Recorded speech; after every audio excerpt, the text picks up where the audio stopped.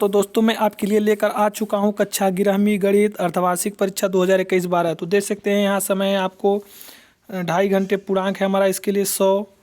तो देखते हैं दोस्तों, निर्देश हैं हम सभी प्रश्नों का हल करना अनिवार्य है। सही विकल्प चुनकर लिखिए। तो पहला है जो दीर्घवृत्त की उत्केंद्रता होती है E 1, E 1, E=1, E=0। दूसरा है श्रेणी 2, 5, 8, 11 का डॉट डॉट डॉट डॉट का 15वां पद है 44, 25, 15, 2। श्रेणी 1, 3, 9, 27 का डॉट डॉट डॉट डॉट 7वां पद है 729, 364, -128 और 80। बिंदुओं 4, -7 और -1, 5 के बीच की दूरी 13, 17, 9 और 20। चौथा दीर्घवृत्त x² + y² + b² = 1 के नाभिलंब की लंबाई क्या है यदि a < b हो तो a number 2a² b, b number 2b² a, c number 2a/b² the 2b + a²। प्रश्न नंबर 2 है खाली स्थान भरो। पाँचवा प्रवणता के रूप में सरल रेखा का समीकरण डॉट डॉट डॉट डॉट। दूसरा अंतःखंड रूप में सरल रेखा का समीकरण डॉट डॉट डॉट डॉट। अभिलंब के रूप में सरल रेखा का समीकरण डॉट डॉट डॉट डॉट।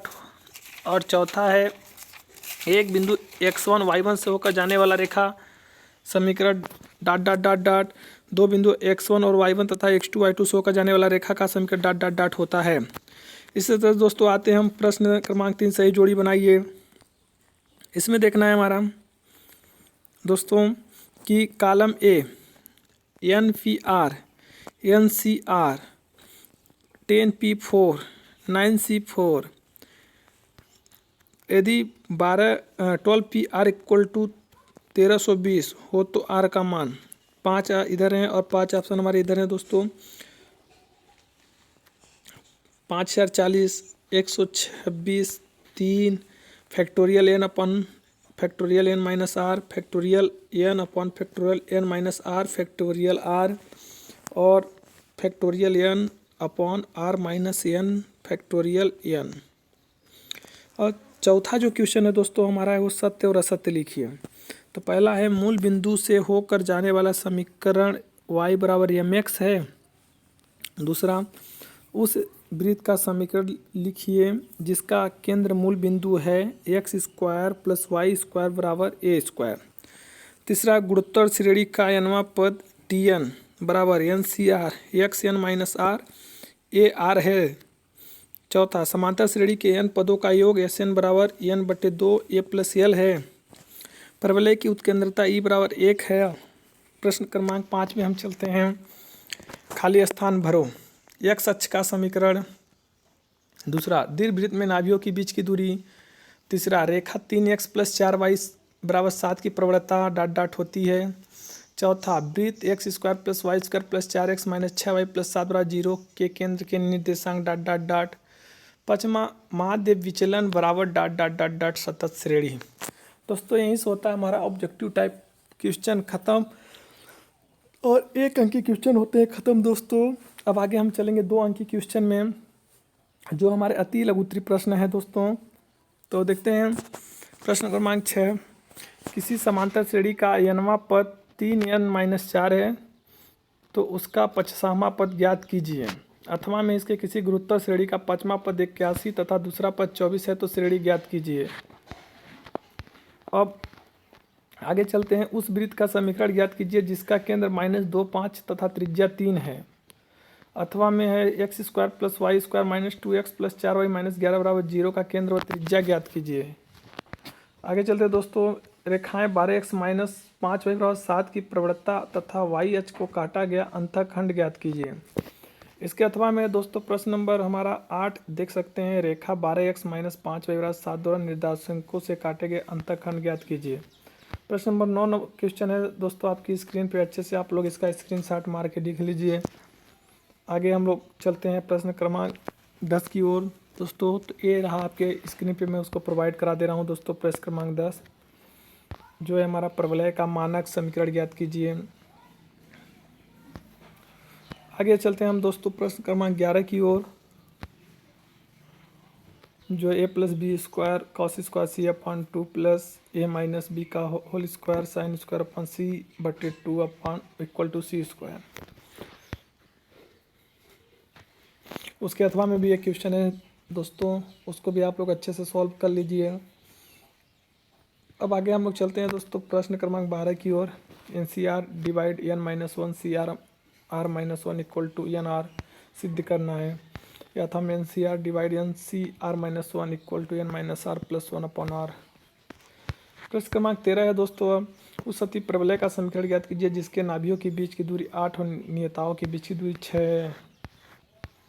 अथवा उस दीर्घवृत्त की उत्केंद्रता ज्ञात कीजिए जिसके नाभि लंब उसके दीर्घ का आधा है। इसी तरह दोस्तों आपका प्रश्न 14 आपके स्क्रीन पे है। दोस्तों मैं आपको बता देना चाहता हूँ कि प्लीज़ आप मेरे यूट्यूब चैनल को सब्सक्राइब कर लीजिए यदि आगे के और एग्ज़ाम के पेपर आपको चाहिए तो।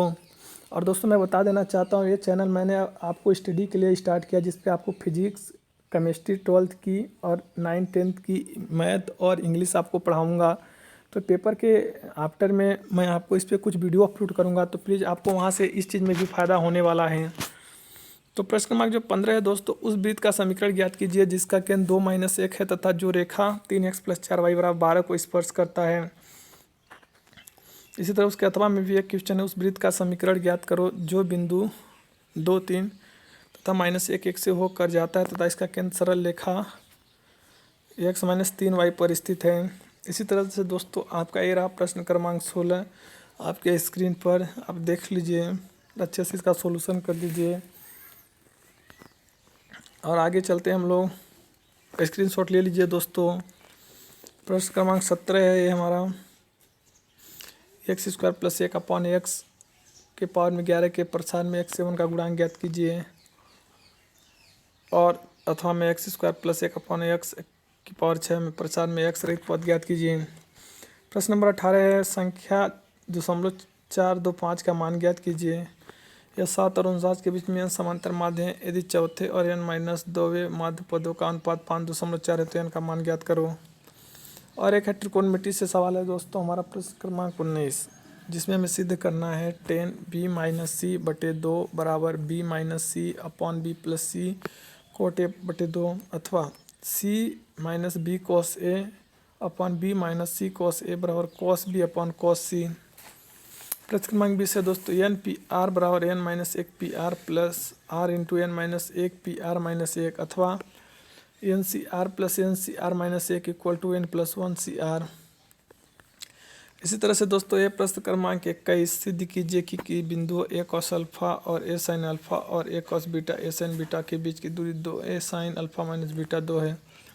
किसी बिंदु Px की बिंदु खींच की दूरी की बिंदु a + b b - c तथा a - b और a + b से दूरी है तो सिद्ध कीजिए a y बराबर b। मध्यिका से माध्य विचलन की गणना कीजिए।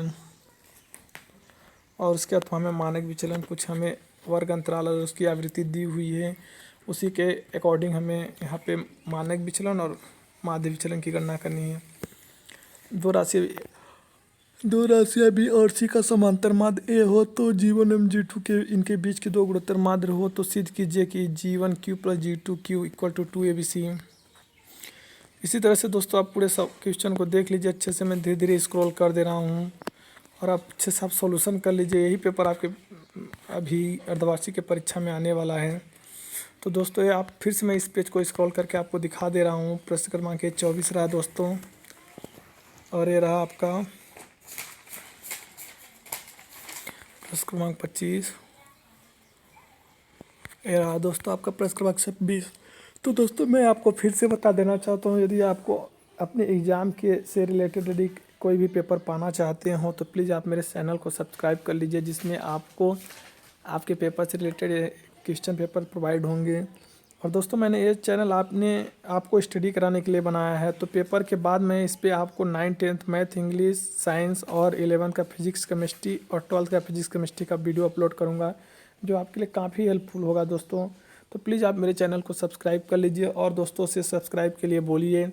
थैंक यू, धन्यवाद। यदि आप मेरे वीडियो को शेयर नहीं करते तो शेयर कीजिए, लाइक कीजिए, कमेंट कीजिए। और यदि आपने मेरे सब्सक्राइब करके यदि बेल आइकन को नहीं दबाया तो बेल आइकन को दबा लीजिए, जिससे यदि मैं कोई भी वीडियो अपलोड करूं तो उसका नोटिफिकेशन सबसे पहले आप तक पहुंच जाए। तो थैंक यू।